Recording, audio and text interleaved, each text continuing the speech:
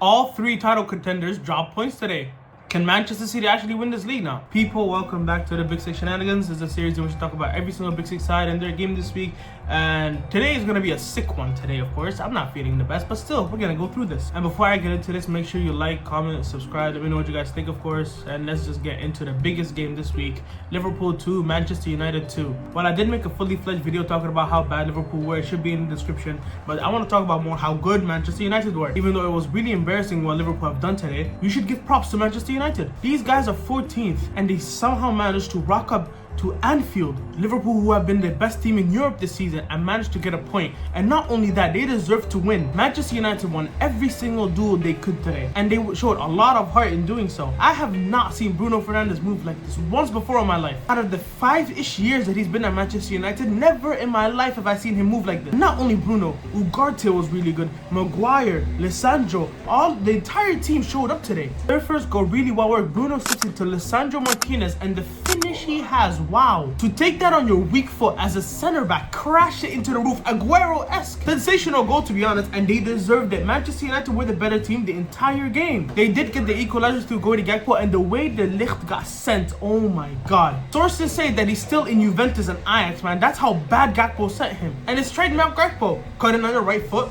crash it into the net. And then Liverpool get a penalty from the Ligt, and I'm telling you, if the Ligt actually locked in today, United would have left with all 3 points. Getting sent by Gakpo for the first goal, giving away a penalty for the second goal. If it wasn't for him, United would have actually left with 3 points. Salah scores, and Onana should have saved that penalty. That was unforgivable from him. But still, even after they went 2-1 down, they did not stop. Trent and Robertson today were moving like cheap hookers. The amount of times they got opened up, oh my god. Especially Trent, he should have been hooked at halftime. And brother, do you want to go to Real Madrid? I don't understand. The way that you're playing today, it looked like you're already chilling in the sunny side of Madrid. Is Jude Bellingham that nice to you? I don't understand, brother. And it's so disheartening that the two scousers, Curtis Jones and Trent Alexander-Arnold, in the biggest game of the season against your biggest rivals, that they didn't show up. Liverpool should have done better. But again, Manchester United, crazy performance. And guess who got the equalizer? Amad Diallo. I've been raving and talking about this dude for how long? I had my stocks in since they knocked us out the FA Cup, and they're coming. Unfortunately, it had to come out against us. And can we talk about that Euro tackle on Nunes in the last minute?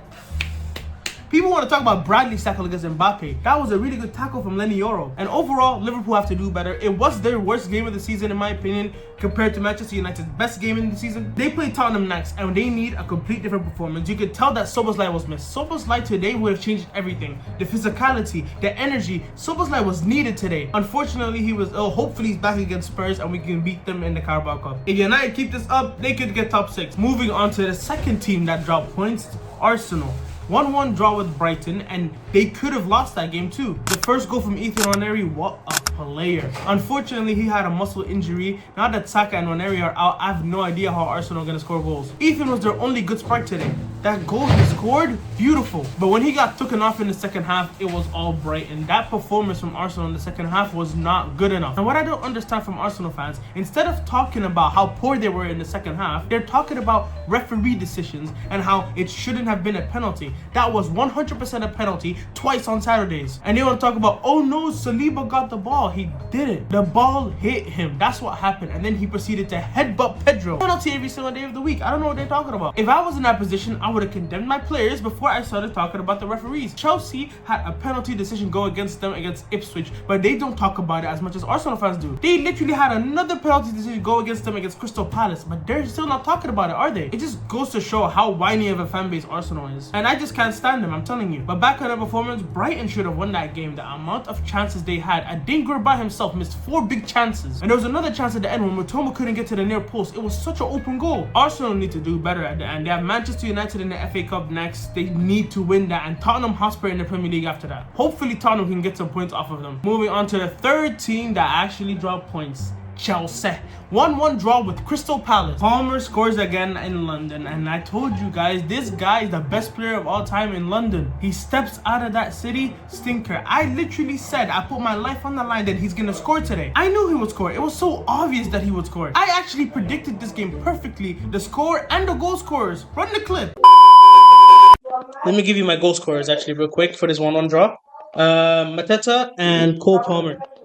Because I'm going to continue running this agenda that Palmer outside of London is not the player he is.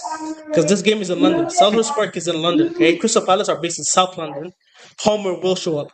Yeah. If Palmer does not get a goal this game, I don't even know. I'll never He's slander finished. Palmer ever again in my life if he doesn't get a goal or an assist. If this guy doesn't get GA, if he blanks against Crystal Palace, I'll never slander him ever again. And people tell me I don't got ball knowledge.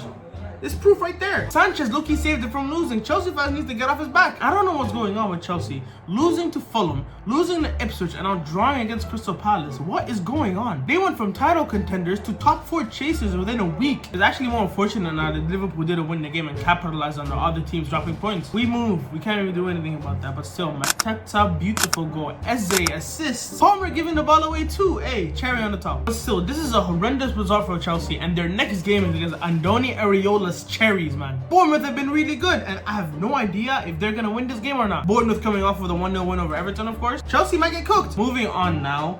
Tottenham 1, Newcastle 2, and Tottenham let me down. I thought that they were gonna get 3 points today, but low-key they got robbed. Joe Linton did a blatant handball which Gordon equalized from. That first goal though from Pedro, what a cross. That was Trent-esque. Unlike Trent, he actually showed up this week, and what a header from Solanke. Puts them 1-0 up in the first couple minutes, and then that handball incident, Gordon equalizes really quickly and just took all this team off of their train. Minutes later, Isak had a chance to score, but he barely missed. A couple minutes after that, he takes his chance and scores to make it 2-1. And from then, it didn't look like Spurs are gonna come back, to be honest. Spurs have this gene. Like, when they go down, they just don't come back. They don't have the energy to do that. I don't understand why. I guess it's the history of the Tottenham. They need to do better, though. They're playing Liverpool next. They have to step it up. And now to the final game. Manchester City 4, West Ham 1. They need to sack Lopetegui right now. How can you concede 4 goals to this Manchester City team? And you know what the scary thing is? I've seen actual people online saying that Manchester City could come back and win the Premier League. If Man City come back and wins this Premier League title, liquidate every single other club in the league. We can't let this happen. They were 17 points behind at some point. We can't let this deadbeat side that only had 2 wins in their last 13 games come back and win the Premier League title. It'll be the most embarrassing thing of all time. And it will be confirmed that we are a Farmers League. But still, Savinho back-to-back goals, gets an assist for one of the Haaland headers.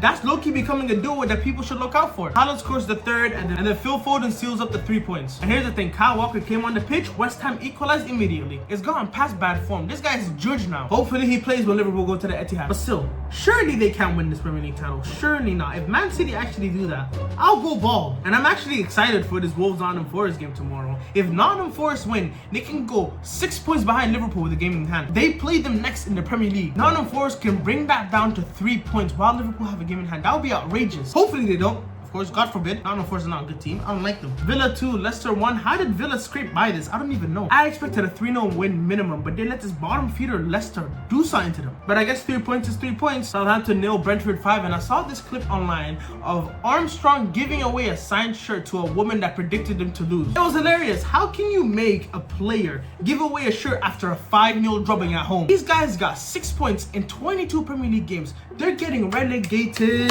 They might break Derby County's record, to be honest. 6 points, outrageous. Fulham 2, Ipswich 2, what a game. 3 penalties though, what is the ref on? I expected a comfortable Fulham win here. Ipswich dropped points. Manchester United fans should be happy. But that's gonna be it for this week's Big Six Shenanigans. Hopefully you guys enjoyed it. Of course, make sure you like, comment, subscribe, do everything. I'm trying to get to 1,000 subscribers by the end of the season, and I know y'all can help me out. And hopefully y'all have a great weekend. See you guys on Wednesday. Have a good day.